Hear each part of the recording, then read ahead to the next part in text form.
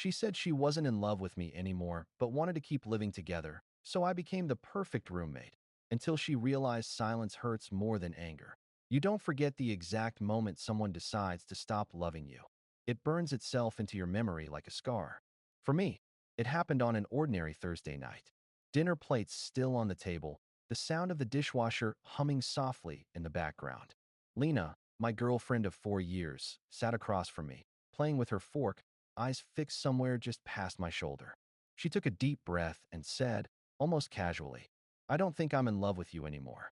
At first, I thought she was joking. I even smiled, waiting for the punchline that never came. But then she added, as if it were the most logical thing in the world, "I mean, I still care about you, and I don't want to move out. We have a good setup. We work well together. We can still live here, just as roommates." Roommates. It was like she'd taken a knife and gently pressed it into my chest, twisting without force, slow, deliberate. I wanted to ask why. I wanted to ask when. But instead, I just stared at her. She looked relieved, like she'd been waiting to get this off her chest for weeks. Maybe months. "It doesn't have to be weird," she said quickly, rushing her words. "We're adults. It'll make things easier financially, and I don't want us to hate each other." The way she said it, she really believed she was being reasonable. I didn't shout, didn't beg, didn't break. I just nodded and said quietly, "If that's what you want." Her shoulders relaxed, like I'd agreed to take out the trash. That night, she slept soundly beside me. I lay awake, staring at the ceiling, realizing that the person next to me, the one I used to share everything with, had already left me emotionally long before that conversation. By morning, I had made a decision. If she wanted a roommate, I'd give her one. Not the man who brought her coffee every morning or kissed her goodnight. Just a silent, detached presence who split the bills and minded his own business.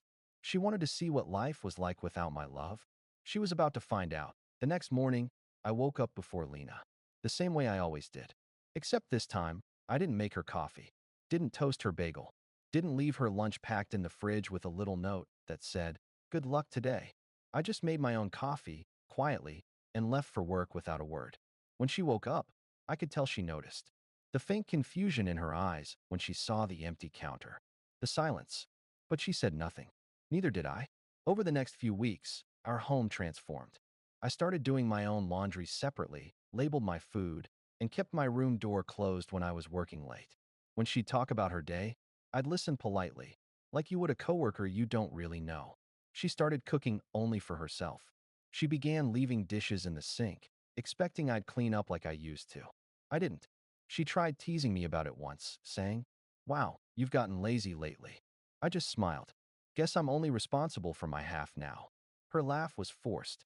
The shift was subtle, but I could see it breaking her confidence day by day.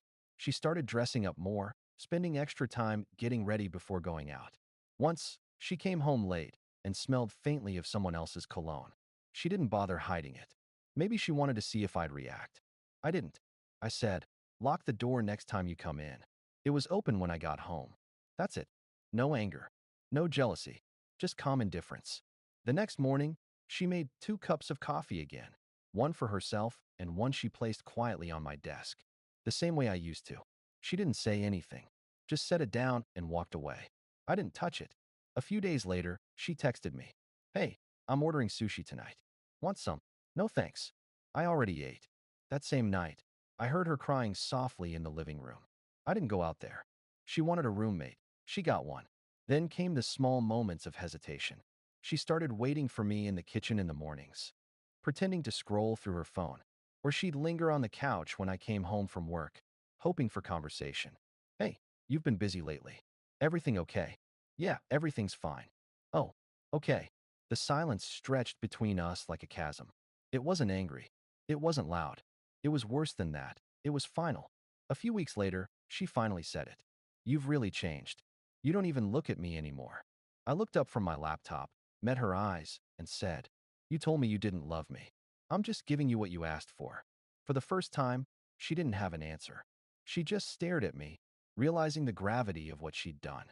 The man who used to orbit her, who anticipated her moods, who loved her quietly, deeply, had completely vanished.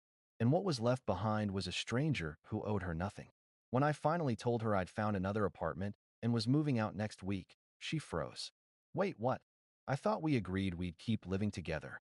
That was before I realized I don't need to. I said. You were right, Lena. We're adults. We should move on.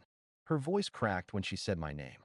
For a brief second, I saw regret in her eyes, but it was far too late. I'd already learned how peaceful silence could be when it wasn't filled with begging or apologies. And I wasn't going back. Update 1. It's been a little over 3 months since I moved out. Funny thing, when I first packed my things, I thought it would hurt more. But the moment the door closed behind me, I felt lighter than I had in years. I got a small apartment closer to work. Nothing fancy, but it was mine. Quiet, clean, peaceful. I started running again. Cooking, reading, sleeping through the night. It was like my life had been on pause for years, and suddenly, someone hit play. Then, 2 weeks ago, Lena texted me. Hey, how are you? I stared at the message for a while before answering. I'm good. You? She replied almost instantly. Not great, to be honest. The apartment feels empty without you. Yeah, I typed. It did for a while. She didn't respond to that one. A few days later, she reached out again. This time she called. Her voice was softer, hesitant. I've been thinking. I made a mistake, okay? I thought I needed space, but you were the best thing that's ever happened to me. I let her speak. She poured out everything she'd been holding in. How her freedom felt lonely. How the people she surrounded herself with were shallow. How she missed my steadiness. I didn't realize what I had until you stopped caring, she said through tears. And for the first time, I didn't feel angry. I didn't even feel vindicated. Just distant. Like she was talking about someone I used to be. Someone who no longer existed. What she didn't know was that I had already moved on. Her name's Maya. We met at work. She's a project manager, smart, kind, and real. We started out as friends, running together after work, grabbing lunch. It wasn't dramatic or fiery like what I had with Lena. It was calm, easy, healthy, and that's how I knew it was right. A week later, Lena showed up at my building unannounced. I was coming home with Maya. We were carrying groceries. When Lena saw us, she froze. Her face went pale, like she'd been slapped. I could almost see the realization sink in. She wasn't the center of my world anymore. So this is why you're ignoring me, she said quietly. I looked at her calmly. No, I'm not ignoring you. I just moved on. Maya, to her credit, didn't say a word. She just held my hand. Lena's eyes filled with tears, and for a second, she looked exactly like she did the night she told me she didn't love me anymore. Only this time, she was the one being left behind. She whispered, I didn't think you'd actually stop loving me. I sighed. Neither did I. And that was the end of it. She left, and I watched her go. No anger, no satisfaction. Just peace. Final update that it's been a year since that night in the parking lot when Lena finally walked away for good. I didn't think I'd ever write another update, but lately, I've been thinking about how strange healing is. It doesn't come all at once. It sneaks up quietly, in moments you don't expect, like realizing you went a whole week without thinking about them, or hearing a song that once gutted you, and now it's just a song. That's where I am now. After Lena left, I focused on rebuilding, not out of spite, not to prove a point, just because I was tired of being someone else's emotional scaffolding. I started saying no to things that drained me. I got promoted.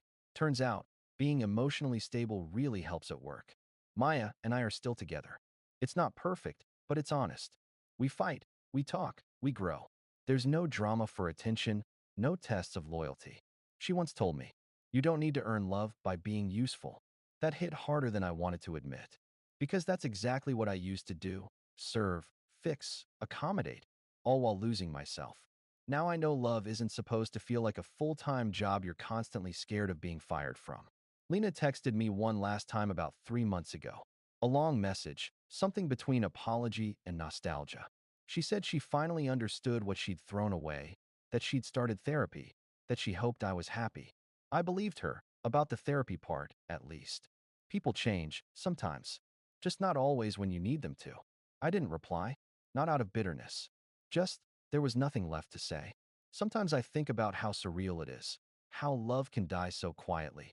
There's no explosion, no cinematic goodbye, just a moment where you stop waiting for them to come around. That's when peace begins. And peace, I've learned, isn't loud. It doesn't post on social media. It doesn't need to prove it's doing better. It just exists, like still water after a storm. Last weekend, Maya and I went hiking. At the summit, she turned to me, smiling in the wind, and said, "You look like you finally exhaled."